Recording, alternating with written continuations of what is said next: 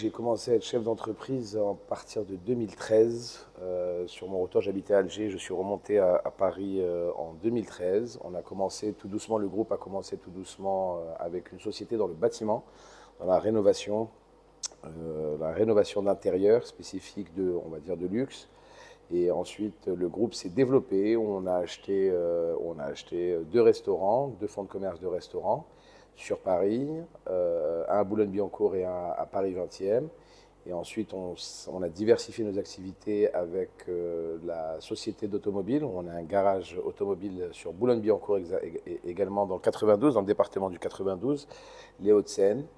Et on a maintenant une grande foncière immobilière qui fait de la gestion locative.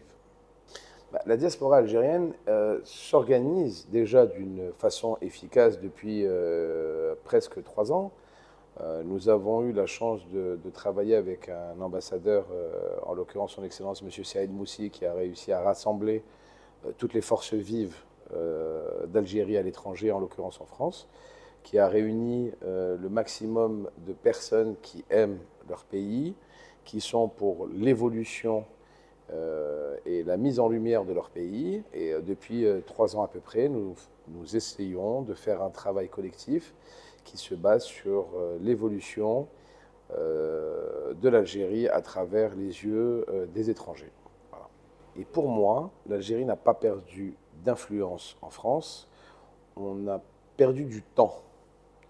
On a eu une décennie assez compliquée jusqu'en 2019, de 2010 à peu près jusqu'en 2019, où les antennes consulaires et diplomatiques ne s'occupaient pas de sa diaspora, où ce n'était pas une priorité, on va dire. La diaspora à l'étranger n'était pas une priorité des antennes consulaires ou diplomatiques. Depuis 2019, depuis 2020, on a un réel changement de mentalité où la diaspora est à part entière dans le renouveau démocratique algérien et dans le renouveau du lobbying algérien. Et donc, du fait de cette considération et du fait de cette prise de conscience, je ne pense sincèrement pas qu'on a perdu de l'influence.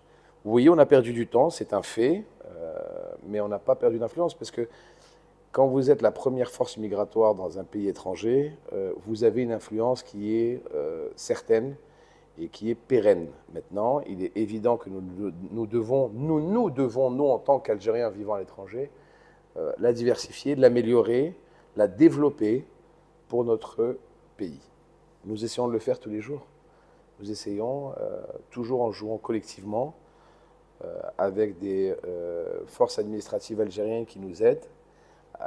Maintenant, en fait, on a un contact direct, que ce soit avec l'ambassadeur, que ce soit avec les consuls des différentes villes de France.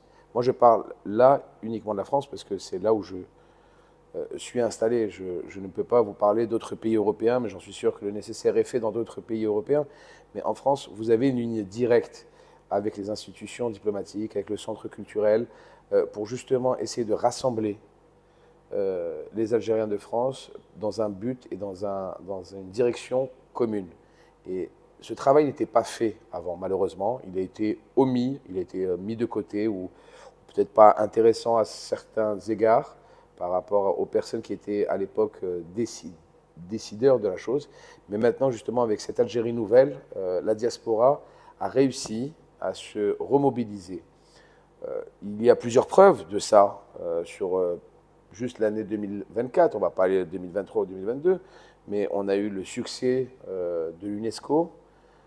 On a eu le succès pendant les Jeux Olympiques, juste il y a quelques jours, où il y a eu la journée de l'Afrique, ou la journée d'Algérie sur le stand Afrique, où il y avait un peu plus de 6000 personnes. Donc c'était juste quelque chose d'incroyable. Il y a eu des spectacles qui ont été donnés dans différentes grandes salles parisiennes pour justement la nouvelle Algérie. Il y a eu l'Olympia qui a été mise à disposition, il y a eu les Folies Bergères, où vous voyez cette effervescence justement des Algériens de France, parce que je n'aime pas dire que la diaspora n'est que la diaspora. La diaspora, ce sont des Algériens. Et ce sont des Algériens à part entière. Peu importe qu'ils soient avec une carte de résidence ou une binationalité, ce sont des Algériens. Et ils sont fiers de leur algérianité et ils sont fiers de le revendiquer. Et ce sont eux, toutes ces personnes qui vivent à l'étranger, il faut savoir qu'ils sont les représentants du peuple algérien. Ce sont des ambassadeurs.